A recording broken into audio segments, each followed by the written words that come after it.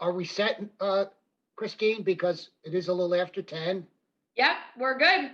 Okay, so I'd like to call this meeting to order.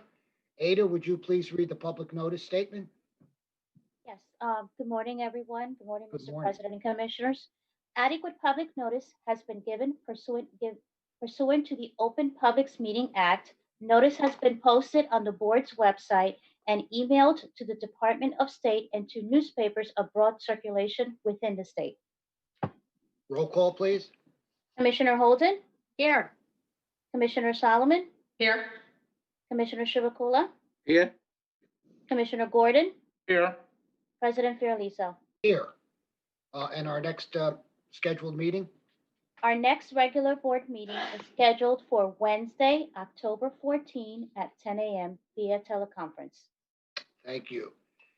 I have a couple of opening remarks. As those who have signed in, I want to first welcome you to this additional meeting of the board. And as you can see, it's a little bit different, the format, where you can actually see us. And that may be revolting to some, but be that as it may, you can still see us. And so on. This is something new, so I am going to initially ask for your patience if there are any technical difficulties. We're still having a little problem getting a room in the State House. So until further notice, we're going to try this format so that it becomes a little bit more personal with you, the audience who has tuned in. So I hope this is satisfactory and so on. You did make me put a tie on though today, and I was concerned that I would have forgotten how to tie the knot because I haven't worn one in so many months. But this week, actually September 26th through October 3rd, ending tomorrow, is National Drive Electric Week. So a big push for vehicles and as our program with electric vehicles continues to move down the road, we are celebrating this week and have celebrated it along the way. There are no, do any of my colleagues have anything that they wish to say? Any opening remarks? Hearing none, there will be no consent agenda items today. We will now proceed with the regular agenda. And the first item, or the first area where we have something scheduled for consideration is clean energy. And Ariane, I think you're going to present some of that clean energy agenda, are you not? Good morning, Mr. President, Commissioners. I am indeed, yes. Yes, how are you today? I am well, thank you. Very good. And actually, that's the only thing we do have, isn't it? The clean agenda. So you're going to begin it and you're going to wrap it up. I am. Thank you. And I apologize for the delay. So the 4 items under consideration today relate to the New Jersey Community Solar Energy Pilot Program. As you know, the Board of Public Utilities established the pilot program in February 2019, pursuant to the Clean Energy Act of 2018. Program year 1 was launched in April 2019 and culminated in the board's conditional approval of 45 community solar projects in December 2019. All 45 projects are low and moderate income projects that will dedicate at least 51% of their capacity to low and moderate income subscribers. In July 2020, staff issued a request for comments based on lessons learned from program year 1 of the pilot program. Based on stakeholder feedback received during the comment period, as well as staff's lessons learned from implementing and administering program year 1, staff is recommending that the board consider several amendments to the pilot program rules in order to streamline implementation of the pilot program and remove barriers to project development and LMI customer enrollment. In particular, staff recommends that the board consider the following 5 amendments. Number 1 is amending the construction timelines for projects granted conditional approval to participate in the pilot program. Specifically, staff recommends that the board replace the existing 6-month deadline for conditionally approved projects to begin construction with the requirement that projects provide quarterly updates on project status to staff. Staff further recommends extending the existing deadline to complete construction from 12 months to 18 months, but limiting the number of extensions that staff can grant to only one 6-month extension. This would both clarify and ease development timeframes, assist developers in securing their financing, and facilitate program administration. Number 2 would be expanding the criteria that project developers may use to confirm LMI qualification of subscribers. The current rules allow for limited or onerous means for a potential subscriber to verify their status as an LMI subscriber. This complicates efforts to enroll LMI subscribers and potentially endangers projects that cannot enroll their mandated minimum number of LMI subscribers. The proposed rule amendment would expand the list of projects which constitute automatic qualification as an LMI subscriber, enable LMI qualification or verification via residence in qualified census tracts, and allow for developers to petition the board for alternative methods of verification. Number 3 would be limiting the exemption from the 10 subscriber minimum rule so that it would only apply to LMI projects located on multifamily buildings. Number 4 would be changing the requirement that the board set the annual capacity limit for program years 2 and program years 3 at least 30 days prior to the start of the program year, and replacing it with a provision that the board will set the annual capacity limit during the relevant program year. And finally, number 5 would be requiring that customers be notified if the subscriber organization managing their subscription has changed. Staff believes that the recommended rule amendments will facilitate project development, LMI customer enrollment, and program administration. If approved, these proposed rule amendments will be sent to the Office of Administrative Law for publication in the New Jersey Register. They will be open to public comments for 60 days before returning to the board for amendments or final approval. So moved. Second. Are there questions, comments?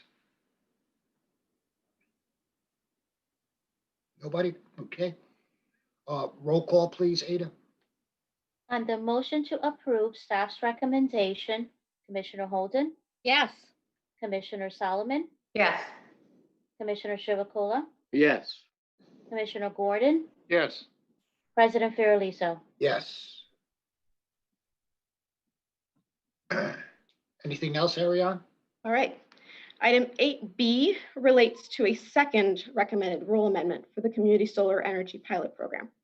Based on stakeholder feedback, as well as the staff's lessons learned from implementing and administering Program Year 1, staff is recommending the board consider 2 further amendments to the pilot program rules relating to subscriber enrollment in the pilot program. Specifically, staff recommends that the board consider the following. Number 1, implementing a financial penalty for projects that fail to meet their community solar subscription requirements, particularly those relating to LMI subscriptions. This would enable the board to impose proportional penalties on projects without necessarily having to cancel the project entirely in situations where they fail to meet their commitments.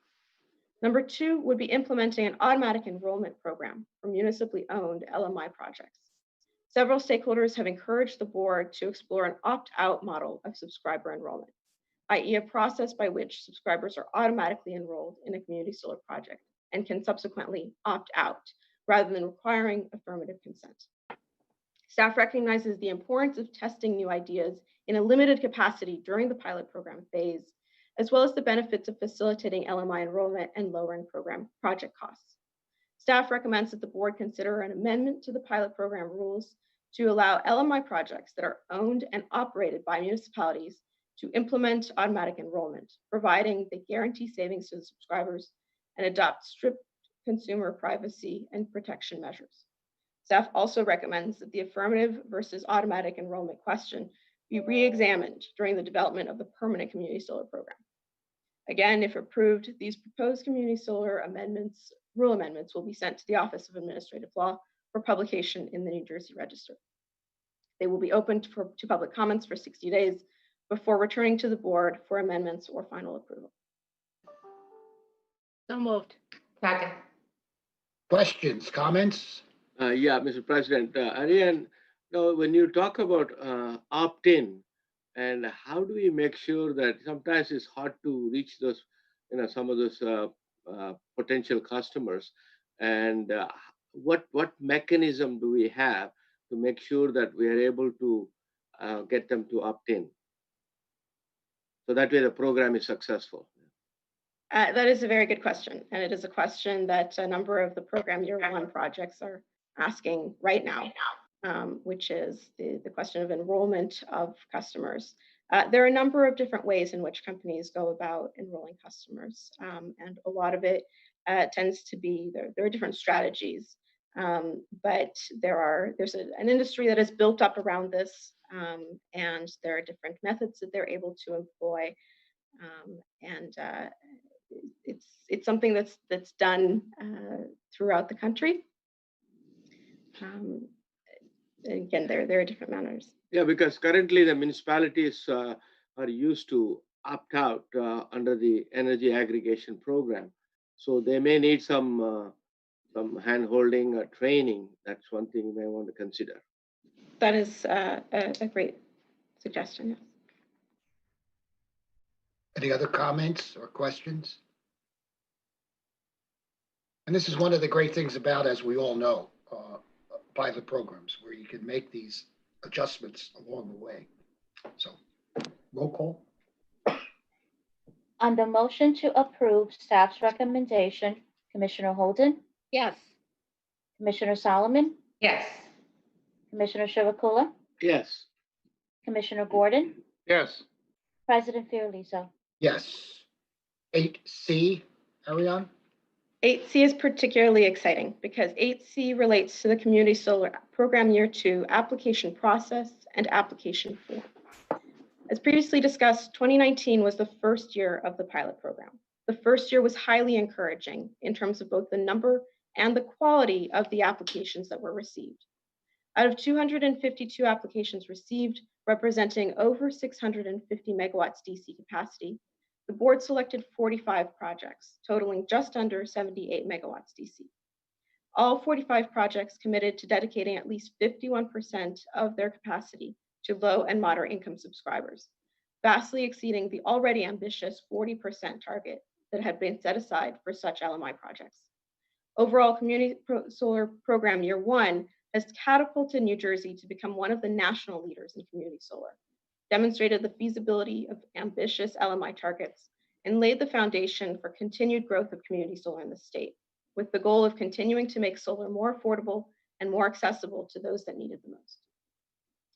Informed by the lessons of Program Year 1 and by stakeholder feedback, staff is now recommending that the board adopt a Program Year 2 application process and application form. Generally speaking, staff recommends that this process build upon the application structure that was used in Program Year 1, with some modifications. Specific staff recommendations are as follows. Number 1, increasing Program Year 2 capacity to 150 megawatts DC, which represents a doubling of the capacity compared to what was allocated in Program Year 1. Staff recommends that the board retain the discretion to allocate up to 10% over or under this 150 megawatt capacity limit. At least 40% of capacity would be allocated to LMI projects pursuant to the pilot program rules. Number 2 would be shortening the application window from 5 months to 4 months. The Program Year 2 application period would close on February 5th, 2021. Number 3 would be guaranteeing eligibility for projects granted conditional approval in Program Year 2 to register for the Transition Incentive Program, subject to maintaining compliance with all applicable Transition Incentive Program rules and deadlines. Number 4 would be implementing an online application process. And finally, number 5 would be introducing a limited test case for automatic enrollment in municipally owned LMI projects. This would, of course, be contingent on the board approving the rule amendment allowing automatic enrollment of community solar subscribers that was discussed in the previous agenda item. Staff also recommends that the board lay the groundwork for longer term questions. In particular, staff recommends that the board direct the EDCs to update the community solar bill credit calculations at least once a year, direct the EDCs to submit a report to the board on options to implement consolidated billing for community solar no later than February 26, 2021, direct staff to explore a mechanism to foster partnerships between government entities and developers, and direct the EDCs to provide existing data on the prevalence of master metered accounts so as to better inform a potential future action by the board on this issue. Finally, staff would like to recognize the continued efforts of many different divisions here at the BPU in making the pilot program possible, as well as the continued close collaboration with the Department of Environmental Protection and the State Agricultural Development Committee. If approved, the application process and form would be posted to the board's website and distributed on the community solar listserv. The application form would be available to view to enable developers or stakeholders to begin developing applications. However, applicants would not be able to submit an application until the opening of the online application portal. I'll move it. Second. Questions, comments? Yeah, Mr. President. Ariane, the capacity for year 2 is 150 megawatts DC, and about 60 megawatts or so DC are allocated to LMI customers. And one of the things I was thinking about, I don't know that I raised this during the briefing, is that what are the possibilities or potential opportunities for tying these community solar projects to nearby microgrids, if there are any? So I think something to pay attention to that.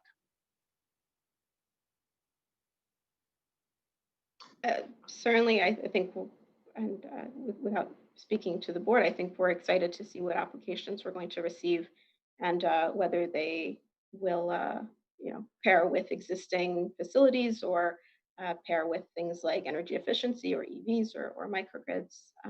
Certainly, what's nice about a pilot is that we may want to encourage that also, see whether they look for some opportunities. Absolutely. Yeah, Mr. President, I also Yes. wanted to point out that the consolidated billing issue is a huge item that we need to get resolved in order to make this program a success. I think everyone agrees with that. So I'm really looking forward to being able to move that along by the deadline that has been established in this filing. Yep. Anyone else? Roll call, Ada? On the motion to approve staff's recommendation, Commissioner Holden, Yes. Commissioner Solomon, Yes. Commissioner Chivukula, Yes. Commissioner Gordon, Yes. President Fiordaliso. Yes. And 8D, Ariane, regarding income verification? 8D is the last item. It relates to community solar rules pertaining to income verification for low and moderate income subscribers as they apply specifically to the projects granted conditional approval to participate in program year 1 of the pilot program. As discussed in a previous item, the current community solar rules allow for limited or onerous means for a potential community solar subscriber to verify LMI status. And LMI subscribers are not financially advantaged by the board above non-LMI subscribers. In particular, the current verification method states that unless a community solar pilot project is sited on government-owned property and is serving LMI subscribers living on that property, subscribers to a community solar project must be individually qualified as LMI customers for purposes of the pilot program. The current pilot program rules specify these documents sufficient to serve for qualification as either proof of participation in LIHEAP, Universal Service Fund, Comfort Partners, and/or the Lifeline Utility Assistance Programs, or copies of the first and second pages of the would-be subscriber's previous 3 years federal income tax returns. Affordable housing providers may also qualify as LMI subscribers under certain circumstances. Stakeholders have indicated that the current rules may complicate efforts to enroll LMI subscribers and potentially endangers projects that cannot enroll their mandated minimum number of LMI subscribers. A proposed rule amendment was considered by the board earlier today as part of an earlier board agenda item that proposes to change these LMI verification rules. However, the rulemaking timeframes make it unlikely that the proposed rule amendment, if approved, would apply to community solar projects granted conditional approval as part of program year 1 of the pilot program. Staff therefore recommends that the board consider waiving the existing LMI verification requirements at NJAC 14:8-9.8 D22. Staff recommends that this waiver not obviate the need to demonstrate LMI eligibility. Program year 1 projects wishing to avail themselves of the waiver would therefore be required to provide alternative LMI documentation or evidence to staff of their proposed alternative income verification method. Staff also recommends that the board designate a commissioner to oversee the process of verifying income eligibility, and report back to the board periodically as the commissioner deems it necessary. Thank you, Ariane. Before I entertain a motion, the commissioner that we want to designate for this, if that commissioner would accept, is, I think we said Commissioner Holden, is that correct? Yes, sir. Do you accept this awesome responsibility, Commissioner? That's awesome. Absolutely. Okay, thank you. Now I'll entertain a motion. I'll move it. Second. Questions, comments? I just want one comment, Mr. President, that I'm very happy to look at this. We did something similar years ago when I was on the Board of Social Services, and being able to identify these groups even before an application is put in place, it might be easier to deploy some of these things. And there's a lot of information in many different departments. So I think if we can bring it all together in one platform, it will make the program a lot more successful. I agree, and the primary goal is to serve those people who need it. And if we make it difficult for that to happen, where it's all over the place, we may be missing out on an awful lot of folks who need these kinds of services. No question about it. Any other questions, comments? Roll call, please, Ada. On the motion to approve staff's recommendation, Commissioner Holden, Yes. Commissioner Solomon, Yes. Commissioner Chivukula, Yes. Commissioner Gordon, Yes. President Fiordaliso. Yes. Ariane, I want to thank you and really thank the entire Clean Energy Division, but you in particular for the wonderful job that you're doing and continue to do regarding community solar. The program is moving along successfully because of the efforts of you. And on behalf of the board, I want to say thank you, Ariane. Thank you. It's an honor. And miscellaneous, there are no items under miscellaneous. I ask that you take care of yourselves and you take care of one another. If there are no other items, I'll entertain a motion to adjourn. So moved. Second. All those in favor? Aye. Aye. Stay safe, everybody. Thank you. Thank you. Yeah. Bye.